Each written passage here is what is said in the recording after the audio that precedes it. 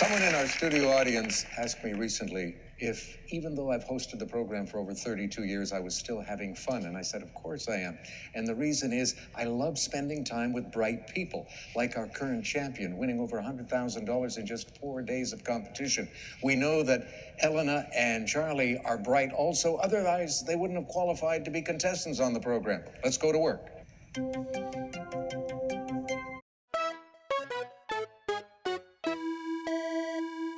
Hi, Pat.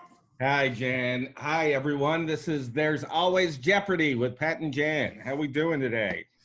I'm doing great. How are you doing? I'm doing good, man. We just went for our prison walk. Very nice. Very sunny outside. We saw our friend and neighbor, Sarah Hillier. Oh. Who stood very far away from. Yep.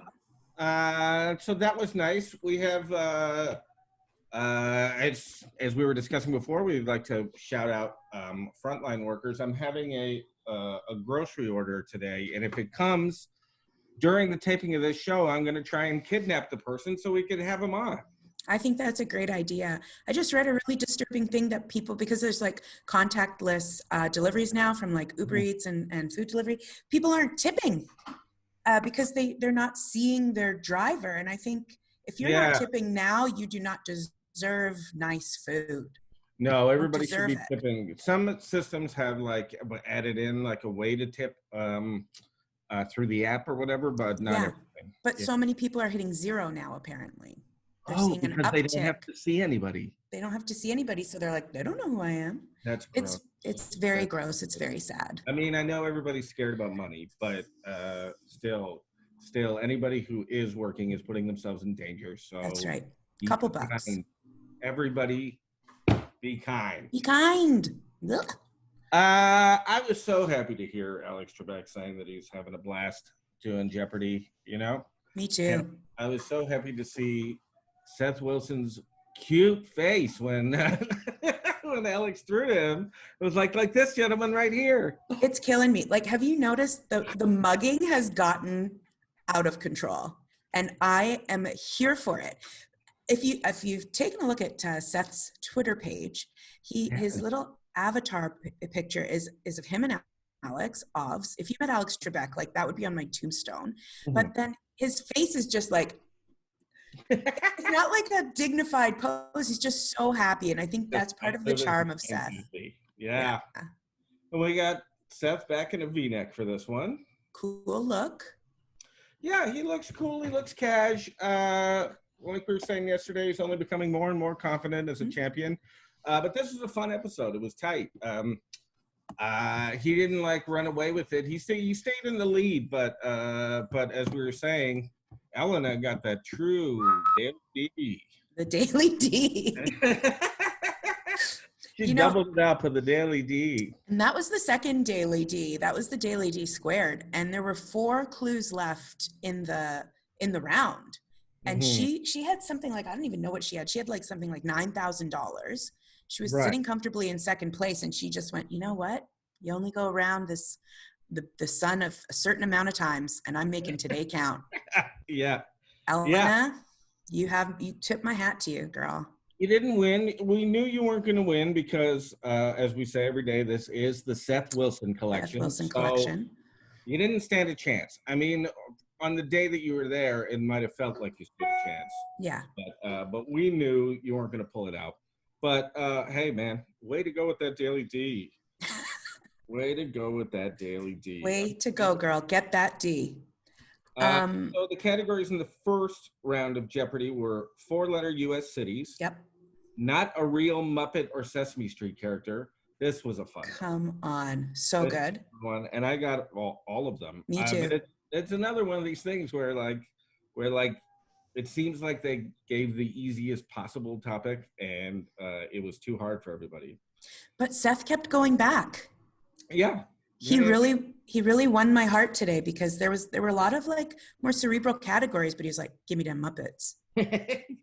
Give me them Muppets. Getting from here to there, a homophone of a past tense verb. Which I found fun. Yeah, that was fun. Yeah. Like a homophone. Yeah. Animals, and it's plain to see it's 33, which was to celebrate the 33rd season of Jeopardy. That's right. And then in Double Jeopardy, the categories were in praise of older writers, medical abbreviations, musical instruments, and that's where we saw that Daily D. Yep. It was Loot was the answer.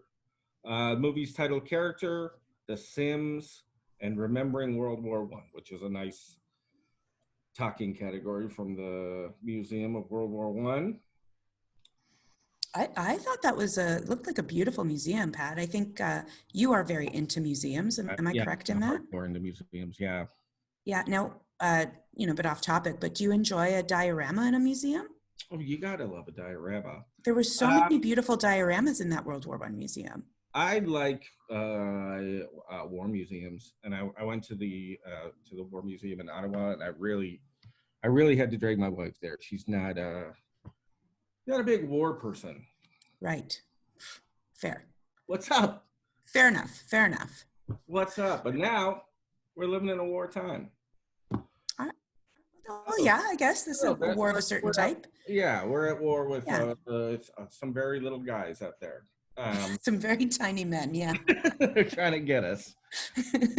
We saw walking along the train tracks, we saw two teens with surgical masks on, but they were a boy and a girl sharing a beer. Oh. Walking along the train track, and it really felt like a YA novel, you know what I mean? Yeah. Did you yell at them? No, we liked it. No. We just liked it. Oh, okay. You guys are cooler than me, that's for sure. Do you want to take a look at the stories? Yeah, I do. Wait, were you going to say something? No, I have a lot to say about one of these contestants in particular, so I want to get the stories first. Oh, let's see their stories first. Yeah. Although Charlie Gear is from Columbus, Ohio, he tells us that his favorite job of all time was as a New York City bike messenger. I always thought that was a dangerous job. I've had a few close encounters. Yeah? I had a few accidents, yeah. Did you push the envelope from time to time? Did you take chances you didn't really have to take? Well, the more deliveries you make, the more money you make. So, yes. I still do that, though, now that I'm not getting paid to ride my bike. Oh, okay. All right. Good having you here. Elena Stewie is a resident physician from Alabama. And you had a mishap just before you started your residency. And it was from one of your favorite beings. Yes. I had just moved from Illinois to start residency down at UAB. And so my first day of work, I had to run out to the moving truck and get some of my clothes. And when I came back, the front door was locked. Turns out that my dog had jumped up, hit the deadbolt with her paw, and locked me out of the house. Luckily, my boyfriend Dave was also locked out with me, and he saved the day by kicking down our own door. Oh, well, that's a great way to start in a new town. Okay, Seth Wilson is our champion. He's earned a lot of money, and he likes show business. You were a Christmas elf. I was, yes. And when did this happen? When I was in high school, there was a hotel in my hometown that they had a Santa in the lobby, and then they also provided a service where they would hire high school students to dress as Christmas elves and come and tuck children into bed and read them a bedtime story and give them a gingerbread cookie. Oh, gosh. You were doing good work. Yes. All right. And once again, as we come out of this first commercial break, you just happen to be in command of the board. So go ahead and make a selection, and we'll go on. 4-letter U.S. cities for 1,000. Okay. Why don't you start? Well, let's start with Charlie, who I think is basically a turd in a blazer.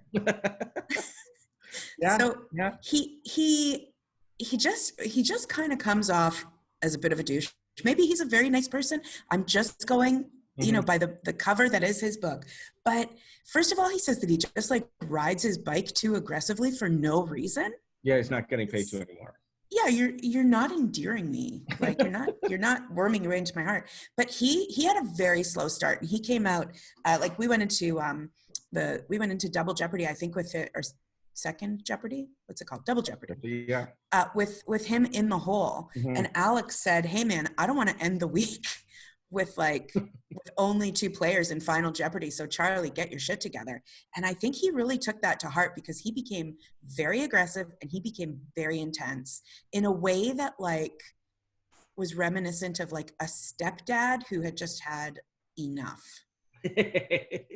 Yeah, You've been jumping on the bed and your stepdad just had enough, and he became very aggressive. He can't really do anything. Like he rides a bike. Yeah, he played the way he rode the bike. That is an apt analysis. Yeah, he sucks. He sucks. And now let's go to Elena's story about her dog locking her out of the house. I thought this was textbook Jeopardy. True. You think it's not true? I think this is not true. I think she locked herself out of the house and didn't want to tell her boyfriend. Is what I think. That's what I think. And she blamed the dog. Could she see the dog lock the door? There's so much. Oh. There's so much involved in a dog locking a door. This is my problem. I'm too trusting because I fully bought it, and I'm like, this is a textbook Jeopardy story, a bit wacky, no real ramifications. Mm-hmm. But you think she made it up? I mean, if it's real, it's great. It's a cute story. I would just love to know more about how are you so sure that what happened with the door was that the dog jumped up and hit the lock? You know what, Pat? Now that you've taken me down this rabbit hole, now that we're through the looking glass on Elena's story, if she did make it up, I could buy that. You know that sometimes you have a door that locks behind you. Mm-hmm. I could buy that the door was ajar, the dog was "Woof," and pushed the door shut. But then to hit the deadbolt, there are more and more holes in this story the more I think about it. Yeah, the deadbolt part is a lot. Deadbolt part is a lot. Now, if you want to talk about something that's a lot, let's talk about Seth Wilson's high school job. Working as a Christmas, there he is. Oh, there he is. Thank you for that, Dan. What a crazy job. He worked as Santa's elf at a hotel. Right. But then would have to tuck in the kids. That was the left turn. What? That was the left turn for me because I'm like, oh, a hotel has a Santa for children who are away from their homes for Christmas. That's very sweet. But the tucking in. Yeah, if I was a parent at that hotel, I would just not let that happen. Yeah, I'd be like, give me the cookie, leave it at the door. But you touching my kid? If I'm going to let a teen tuck in my kid, for starters, then sure, maybe in a babysitting situation, that's fine. But if I'm at a hotel and a teen dressed like an elf wants to come in and tuck in my kid, no, that's a big no. For all intents and purposes, you are there. You are there. I know. But still, no. Want to tuck in your kid. Let me tuck him in. Let me tuck your kid in. Look, if I don't get to tuck this kid in, he's not getting a cookie. I think the only way that this would fly for me is if that little cherub of a man showed up at my hotel room door. He would be the only person, I think. I don't even have kids, but I'd let him tuck my kid in. I'd let him tuck me in. Could you imagine if you were sitting at home watching Jeopardy and went, wait a minute. That guy tucked me in. That guy tucked me in. Oh, there's Seth. This is from his Twitter account? I believe so. Isn't it amazing? Very nice.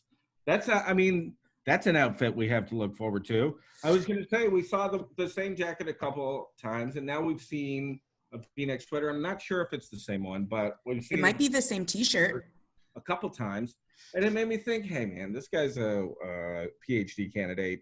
He's drowning in student debt. I'm not going to put too much pressure on this guy to have a lot of outfits. But that seems to be a nice outfit that he wore in that excited Quebec picture. So, well, two points about this. I don't want to take you behind the candelabra here for Jeopardy, but they shoot many games in a day. I think they shoot something like 4. So he probably just brought his whole wardrobe. Right. And was cycling through, right?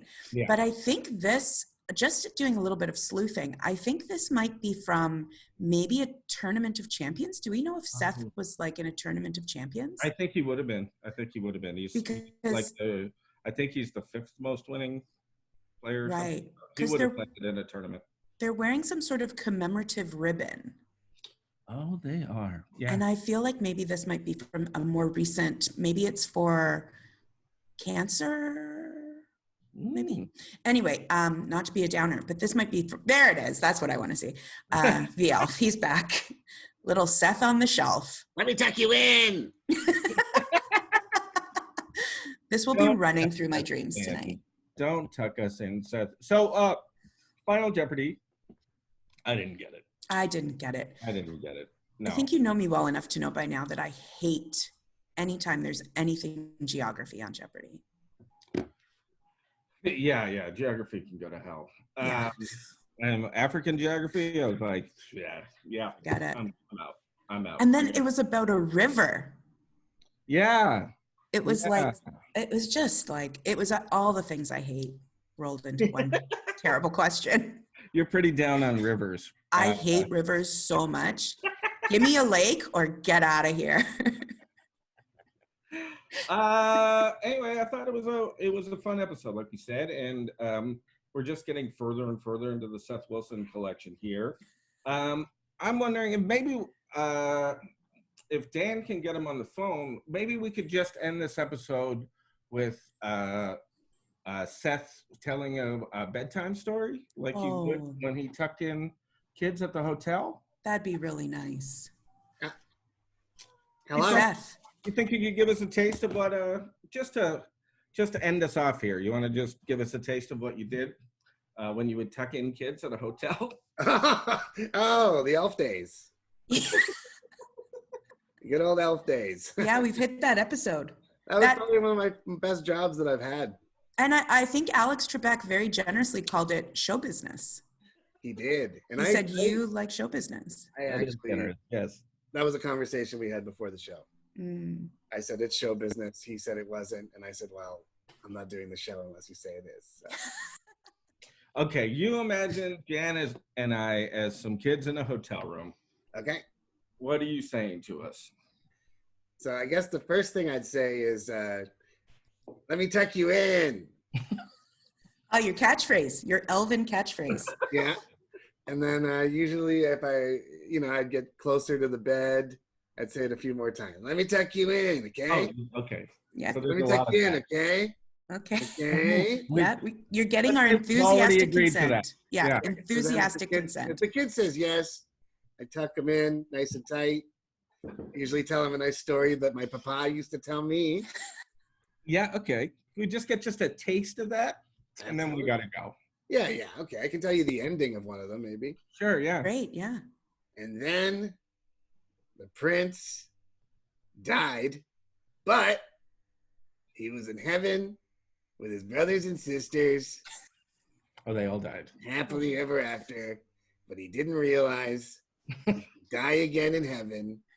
And there's another place that's really weird and really fun, but really dangerous. And so he went on a little journey in this new realm. And in this realm, he found a little piece of cotton. So what do you say to yourself? What's this guy going to do with the cotton, you know? Yeah. And then he throws the cotton off a cliff. The cotton turns into an elephant midair, crushes a family, and he ends up having to go to trial in this realm, right? And so in this trial, he gets sentenced to death and ends up dying again. It's just the end of the story, right? That's it. Yeah, he just dies Oh, that that's last time, and you assume that there's another realm, but So at the hotel, they wouldn't just give you a book to read? that's a good question. I think they got a book too. Hey. All right. Well, thanks. And maybe I was supposed to read that book. Now that I'm thinking about it, they gave me a book, and I just gave it to the kid as a gift after my story. Okay. Okay, well, I know that I'm ready for Tuck in Town after hearing that one. Oh, all right. I'm going to pet my dog for a bit. I am going to get out of here. Thank you for having me again. Kind of caught me off guard. I didn't know you were going to call. And all of a sudden, I was just put online. Dan doesn't even speak to me anymore. So. Oh, wow. Oh, okay, great. Have me back, please. Well, we likely will. Thanks so much. Anyways, And thanks everyone for that tuned in. Tomorrow we'll be reviewing the next episode in the Number Seth Wilson 6. collection. So come back to see There's Always Jeopardy with Pat and Jen. Thanks, everybody. And they call it breaking the pig. Breaking the pig. Breaking the pig. Breaking the pig.